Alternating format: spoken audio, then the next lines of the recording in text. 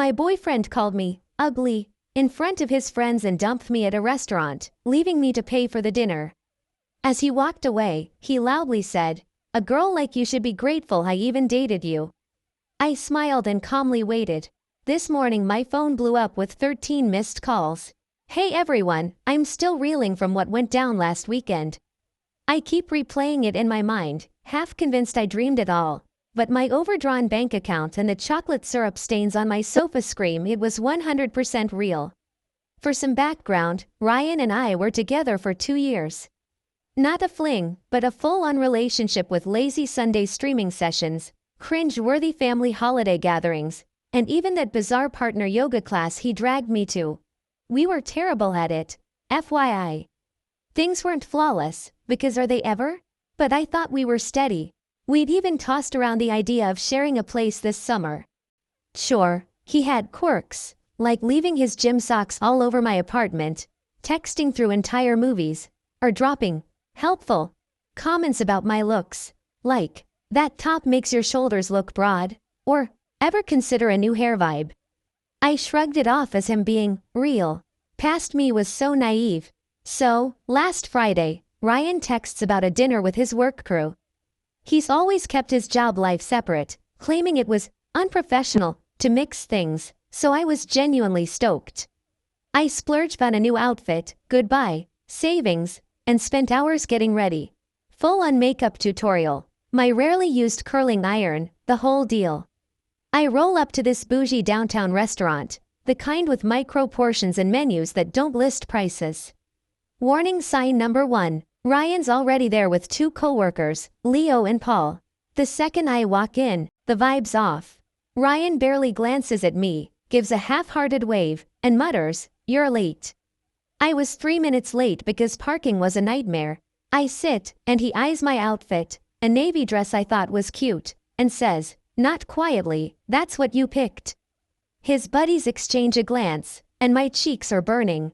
For the record, my dress was fine, nothing wild or out of place. I try to play it off, joking, "Was there a memo on the dress code?" But he just grumbles they already ordered apps. Great. The next hour is Ryan droning about work jargon I don't get while his friends nod like bobbleheads. Every time I try to chime in, he either cuts me off or corrects me like I'm clueless.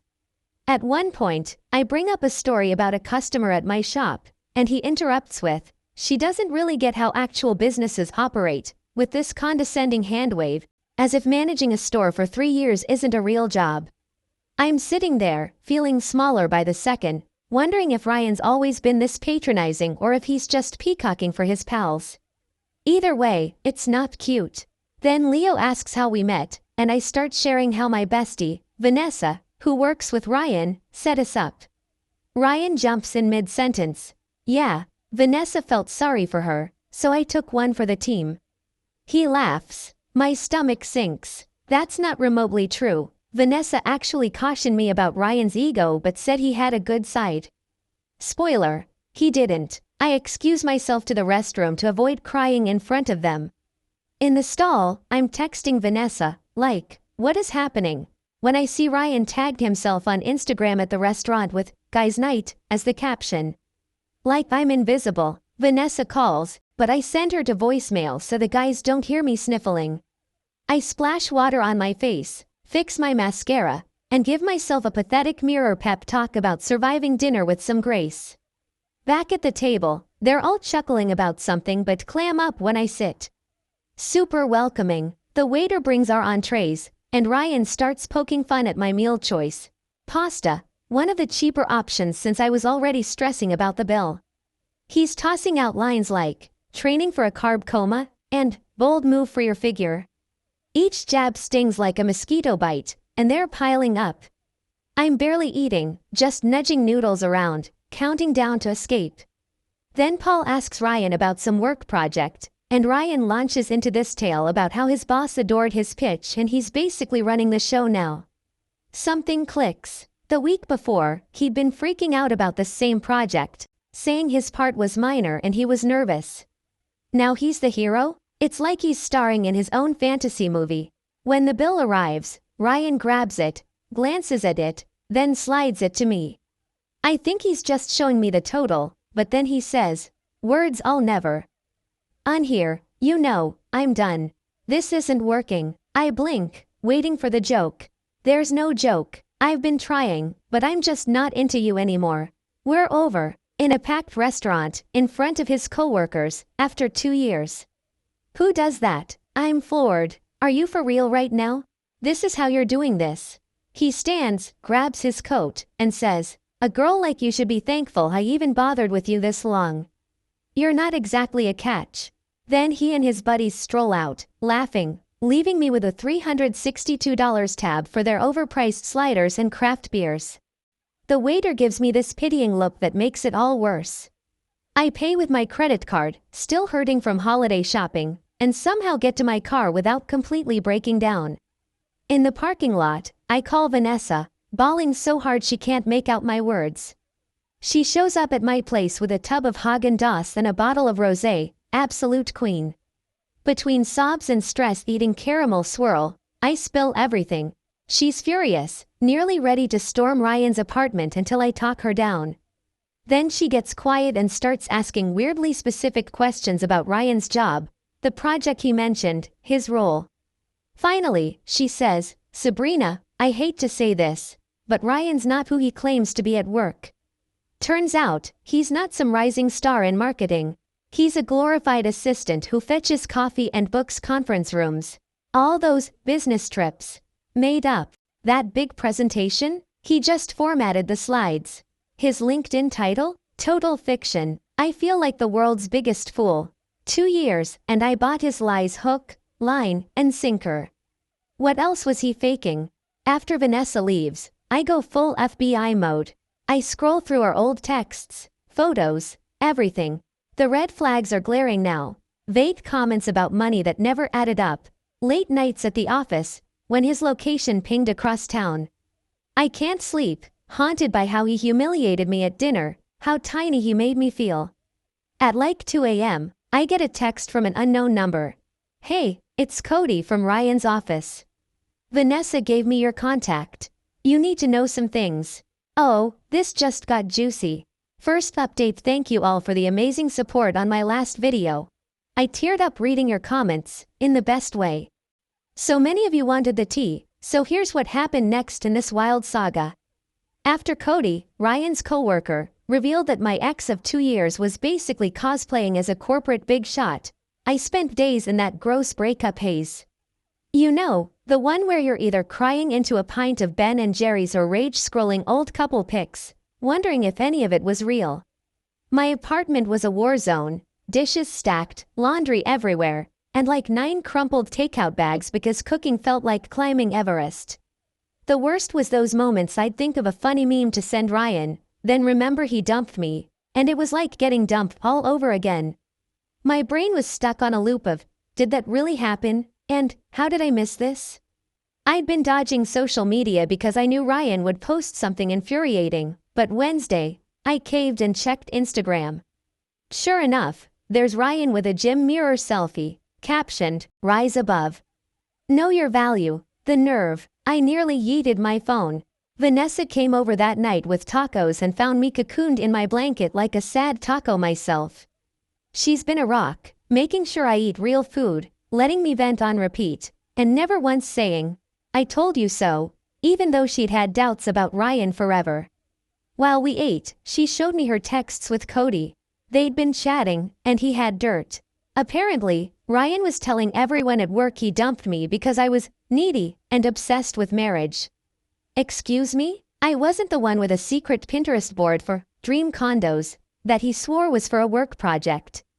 Then Cody dropped a bomb. Ryan wasn't just lying about his job. He was on thin ice at work for stealing credit for other people's ideas and might get canned soon. Those late nights, him scrambling to cover his tracks. Those business trips, pure fantasy. I was still digesting this when Ryan's mom, Tina, called. I almost didn't pick up, awkward, but decided to adult. Tina's always been a gem, remembering my birthday, asking about my life. She sounded worried, asking if Ryan and I were okay. Apparently, he told his family we had a minor spat, but we're fine. A spat? He publicly shamed me and left me with a massive bill. I kept it vague, saying we were taking space, not wanting to drag her into it. Then she mentioned Ryan's birthday dinner on Saturday, how the whole family was excited to see me. I nearly spit out my drink. Ryan had told them we were still together and attending his birthday at his parents' house, with big news to share. Vanessa, sitting across from me, looked at me like I'd sprouted horns when I relayed this. She was like, is he unhinged or just a compulsive liar? Honestly, same question. That's when the plan hatched. I wasn't going to ghost his family. They'd always been kind, and they deserved the truth. But I wasn't going to be petty or dramatic. I'd go to the dinner as invited and let Ryan's lies unravel organically. The next day, I met Cody for coffee. Kinda weird since we'd only known each other through Ryan, but he was cool. He confirmed everything and added more. Ryan's team was just him and 2 interns. That big presentation. He clicked through PowerPoint while his boss spoke. Cody seemed genuinely mad for me, saying Ryan's stories about me never added up. Apparently, Ryan told coworkers I was high maintenance when I was covering most of our dates because he was between checks. Yeah, probably because he's awful with money. Mid-chat, Cody got a text from their boss asking him to come in Saturday night for an urgent project. Cody was bummed about canceling plans, but I had a light bulb moment. What if Cody had to drop off work stuff at Ryan's parents during the dinner? The timing would be perfect. As we schemed, my phone pinged with a text from Ryan, his first since the restaurant fiasco. We need to talk. I might have overreacted. Overreacted? Cody nearly choked on his latte when I showed him. Overreacted is snapping about a late pizza, not dumping your girlfriend of 2 years in public and sticking her with a $300 tab. I didn't reply. Let him stew. The next 2 days were a whirlwind of prep. I wasn't going to this dinner unprepared. I combed through old texts, spotting every lie. Dates he claimed to be working, conferences that never happened, coworkers Cody said didn't exist. Even photos he posted from work events were just stock images from the company site. Friday night, Vanessa helped me pick an outfit. Part of me wanted to show up looking like a supermodel just to flex, but we went for understated chic.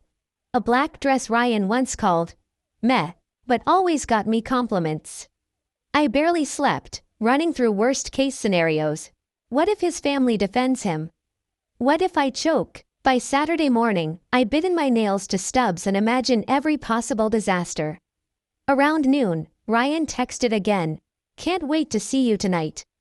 Dress nice, my parents are pumped. I didn't respond. Let him think I'm playing along. I spent the afternoon getting ready. Nerves and adrenaline mixing like a bad cocktail. Vanessa did my hair and gave me a hype speech when I started wobbling. At 5:30, I drove to his parents' house, pulling over once because my hands were shaking too hard to steer. I sat there, doing breathing exercises from a meditation app I downloaded but never used. Was I insane? Maybe I should just block Ryan and move on like a normal person. But then I pictured him at his birthday dinner, spinning some fake story about us, probably playing the victim, and I steeled myself. I pulled up to his parents at 6:15, deliberately late to irk Ryan. The driveway was packed, full family turnout. I checked my lip gloss in the mirror, took a deep breath, and knocked. Ryan's dad, Ralph, answered with a warm hug, ushering me inside. The house smelled like Tina's legendary pot roast, and for a moment, I felt a twinge of sadness. I really liked his family, and this might be the last time I'd see them. I stepped into the living room, and there was Ryan, mid-laugh with a drink, joking with his cousin. He froze when he saw me, clearly not expecting me to show. His face was a mix of shock and panic before he plastered on a fake grin. He gave me a stiff hug and whispered, "You actually showed? We need to talk alone." I smiled big and said, loud enough for all to hear, "Miss your birthday?" "Never, especially since you told everyone we've got big news." His face went ghost white. Tina clapped excitedly, asking if it was what she hoped. Ryan's sister, Kayla, shot me a curious look. His dad teased about grandkids. Ryan grabbed my arm, trying to pull me to the hallway. but Tina called everyone to the table for dinner. As we sat, Ryan glaring daggers, my phone buzzed. Cody, texting, on my way, 15 minutes. Ryan leaned in and hissed, "Why are you here? After the restaurant?" I just smiled and said, loud enough for the room, "Oh, I'd never miss a chance to share the restaurant story with your family, Ryan." It's a good one. The sheer terror in his eyes as Tina started serving food. Worth every nerve-wracking second. Game on. Second update. Sorry for the wait on this one, y'all. I needed a mental breather after this chaos. Plus my internet crapped out because my neighbor's been mooching my Wi-Fi and apparently downloading all of Netflix. So, where were we? Me, at Ryan's family dinner, watching him squirm as I held the restaurant story like a grenade. Picture me at this table with Ryan's parents, Tina and Ralph, his sister Kayla, his blunt as hell grandma, and two cousins I can never tell apart. The spread's unreal, Tina's pot roast, creamy mashed potatoes I'd sell my soul for, and a token salad nobody touches but we all pretend to like. The first 20 minutes are tense. Ryan's trying to steer the conversation while shooting me death stares. I just pass the dinner rolls, smirking as his jaw twitches every time I speak. Petty? Sure. Satisfying? Oh, yes. Tina keeps things light, asking about my job, my family, the usual. Then she mentions how proud they are of Ryan's big promotion. I nearly snort my water. Ryan's face matches the tablecloth's crimson. He jumps in, rambling about how his team's killing it and his boss is basically handing him the keys to the kingdom. I nod, watching him bury himself deeper. Ralph, who's usually quiet, asks about some Johnson deal Ryan's supposedly spearheading. Ryan's response is pure word salad. Something about optimizing synergies. That sounds like it came from a buzzword generator. Kayla catches my eye, raising an eyebrow like, is he serious? She's the family skeptic, always fact-checking at the table. Then Tina brings up our big news, asking if we're taking things to the next level. Ryan fumbles his fork, muttering it's not the time to talk. His grandma, who's my favorite for her zero-chill energy, cuts in. So, you two shacking up or what? Ryan said you were apartment hunting. News to me. We'd barely discussed splitting streaming bills. Ryan tries pivoting to his company credit card for work expenses. I can't resist. I ask, all innocent, what kind of expenses do you cover? He stumbles, mentioning client dinners. I pounce. Oh, like that fancy restaurant you took me to last week with Leo and Paul? What was the name, babe? His face drains faster than my phone on Instagram Reels. Seriously, 15 minutes of scrolling, and it's dead. Before he can answer, the doorbell rings. Perfect timing. Tina answers, and I hear her cheery, Cody, what a surprise. Ryan looks like he's about to faint. Cody strolls in, all business in a crisp shirt, holding a folder. He apologizes for crashing the birthday but says Ryan needs to sign urgent work papers for Monday. Tina, ever the host, invites him to stay for dessert. Ryan tries to hustle Cody out, but Ralph insists they handle it at the table. We're all family. Cody sits next to me, in a chair I'd saved for this exact moment. Ryan's clutching his fork like it's a lifeline. Ralph asks Cody about the big presentation Ryan led. Cody pauses, then says it went great but clarifies their boss presented, with Ryan and the team in support. Ralph frowns, saying that's not what Ryan told them. I jump in, all casual. Cody, what about Ryan's promotion? Cody squirms, caught between lying and loyalty. He fidgets and mumbles about department changes. Ryan tries to laugh it off, saying Cody's confused, but Kayla's not letting it slide. She asks Cody straight up what Ryan's job title is. The silence is deafening, like when you drop your phone in a quiet room. Cody glances at Ryan, then me. I nod. He clears his throat. Ryan's an administrative assistant in marketing.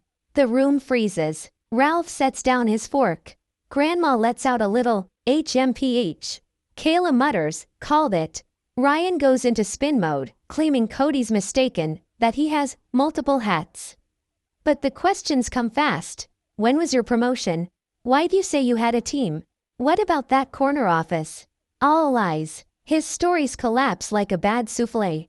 He keeps glaring at me, like I orchestrated this. Tina tries to pivot to cake, but Kayla asks me about the restaurant. My moment. I take a breath and lay it all out. How Ryan invited me to meet his friends, belittled me all night, dumped me publicly, and left me with a $362 bill I couldn't afford. Ryan tries to interrupt, claiming I'm dramatizing, that I embarrassed him, that the bill was to teach me responsibility. Grandma actually scoffs. Cody, who's been quiet, backs me up. He says he heard Ryan bragging at work about putting me in my place, and shows texts from Paul confirming it. Tina returns with the cake as Ryan's still trying to play victim. She asks what she missed. Ralph says, quietly, they need a family talk about honesty. Ryan loses it, full meltdown. He accuses me of turning his family against him, calls Cody a backstabber, claims everyone's jealous of his success. He knocks over his glass, points at me, and yells, "A girl like you should be thankful I even looked at you." Tina gasps. Grandma mutters something spicy. Kayla just shakes her head. I stay calm and say, I'm only thankful I finally see who you are. Ryan storms out, slamming the door so hard a wall plate cracks. The aftermath is oddly calm. Tina apologizes a million times. Ralph looks heartbroken. Kayla cleans up the spill. Cody says sorry for the awkwardness but couldn't let Ryan lie.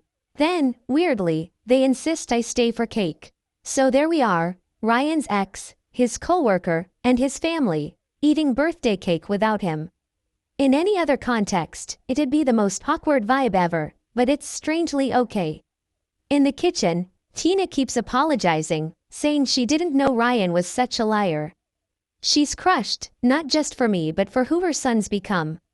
I feel for her. No mom wants to learn their kid's a mess. She asks if there were signs, and I admit I ignored plenty because I wanted to believe in him. As I leave, Ralph pulls me aside, thanking me for being honest and apologizing for Ryan. He looks like he's questioning his whole parenting life. Cody walks me to my car, mentioning Ryan's been in hot water at work for months, stealing ideas, faking emails, on his last strike.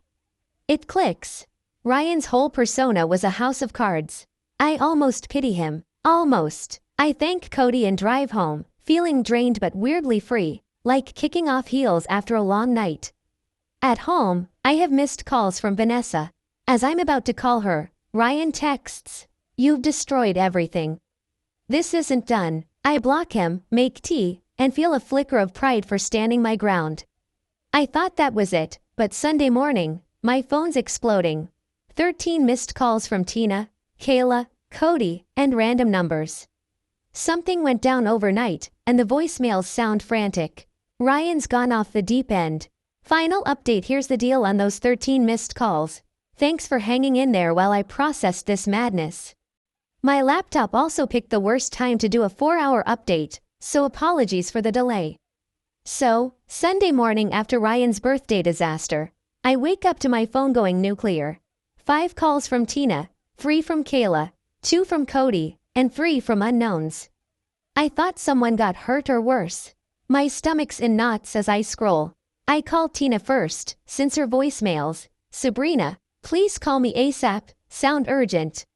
She answers immediately, sounding like she hasn't slept. Apparently, after Ryan bolted from the dinner, he went full chaos mode. He showed up at his ex's apartment at 2 a.m., plastered, ranting about how I wrecked his life. I didn't even know he had an ex. She was freaked and called Kayla, who had to drag him away. But there's more. Ryan spent the night firing off deranged texts to everyone we know. He threatened Cody's job, cute, considering he's about to lose his own. He posted a manic Facebook status about being surrounded by betrayers who'd regret crossing him. Worst of all, he sent my address to his buddy Paul in a DM, saying he'd make me pay for embarrassing him. Paul, who's apparently decent, forwarded it to Tina, which is why she was blowing up my phone. I'm on my couch, still in yesterday's messy bun and faded PJs, trying to wrap my head around this while Tina apologizes nonstop. I should have been scared, but I just felt exhausted, like when your phone's been on 1% all day and you're just waiting for it to die. Tina insisted on checking on me in person, which was sweet but sent me into a frenzy to tidy my apartment. Nothing lights a fire under you like a mom seeing your mess. I'm shoving laundry in a closet and wiping coffee stains off the counter when the doorbell rings. It's Tina and Kayla, with coffee and those bakery pastries I low-key miss from Ryan's family. We sit at my wobbly kitchen table, and they fill me in. Kayla says this isn't Ryan's first rodeo with lies. In college, he bragged about being on the baseball team when he didn't make the cut. He once claimed to be dating a popular girl who didn't know his name. It's a pattern. He builds this fake, shiny version of himself, bigger, better, always the star. As they talk, my phone's buzzing with texts from friends who saw Ryan's social media spiral. Vanessa's ready to roll up with her kickboxing boyfriend, just in case. My group chat's a mess of confusion over Ryan's cryptic posts. Then the doorbell rings again. I freeze, thinking it's Ryan. Kayla checks the window and sighs. It's Cody. Ryan's been harassing him all morning, and Cody wanted to warn me in person since Ryan mentioned stopping by. So now it's me, Ryan's mom, his sister, and his co-worker, camped in my living room on a Sunday, strategizing about a grown man throwing a tantrum over his own lies. It's absurd but stressful. Cody says their boss already saw Ryan's online meltdown. Someone sent screenshots. So Monday's gonna be spicy at work. Kayla's worried Ryan might snap if he gets fired on top of this. Then the doorbell rings again. It's my building manager, looking uncomfortable. Ryan was in the lobby, causing a scene, demanding to be let up. The manager refused and threatened to call the cops. Ryan left after yelling I was a liar, loud enough for the whole floor to hear. Tina's mortified, apologizing again. I feel awful for her. Imagine learning your son's a walking red flag. Kayla suggests I document everything in case Ryan escalates. As we're talking, Ryan tags me in an Instagram story. Against everyone's advice, I look. It's an old photo of me napping on his couch, mouth open, captioned, Miss Perfect who tank my birthday ain't so perfect. A girl like you should be grateful for any pics. That's his big revenge, a bad candid from 2 years ago. I laugh, which throws Tina off, but honestly, if that's his best shot, I'm fine. Then there's loud banging on my door. We all jump. It's Ryan, slurring, I know you're there. Open up. Cody stands, ready to handle it, but I'm already calling building security. Ryan's pounding and yelling, and I hear my neighbor poke her head out. Security shows up fast, telling Ryan to leave or face cops. There's some arguing, then quiet. The guard knocks to say Ryan's gone but still in the parking lot. Tina, distraught, insists on handling her son. She's so upset that Ralph has to come get them both. It's just sad. After they leave, Cody and I sit in stunned silence. He asks if I have booze, which feels right. We split a bottle of wine I'd saved for something special, this counted. By the time he leaves, it's late afternoon, and I'm wiped. Vanessa comes over, stays the night in case Ryan returns. He doesn't. We get pizza, watch trashy reality TV, and try to make sense of my soap opera life. The next few weeks are a lot. Ryan gets fired after ghosting work for 3 days and sending unhinged emails to coworkers. He moves in with his parents, per Kayla, who I still grab coffee with. She's awesome. Ryan tries contacting me a few times, leaving voicemails from ragey to weepy to oddly sentimental. I save them but don't respond. He makes fake Instagram accounts to DM me, but they're so obviously him. Same typos, same, you'll regret this, vibe, that I just blocked them. The weirdest moment was running into him at Target a month later. I'm browsing shower curtains, and there he is, holding socks, looking like he hasn't slept in weeks. We lock eyes, and I brace for drama. He just turns and bolts, leaving his basket in the aisle. That was 3 months ago. Tina says he moved to his uncle's out of state and went radio silent online. Kayla thinks his parents cut him off until he gets help. I'm doing okay now. My apartment feels like mine again. I rearranged everything and ditched Ryan's old stuff. The wildest part, I'm kind of friends with Cody now.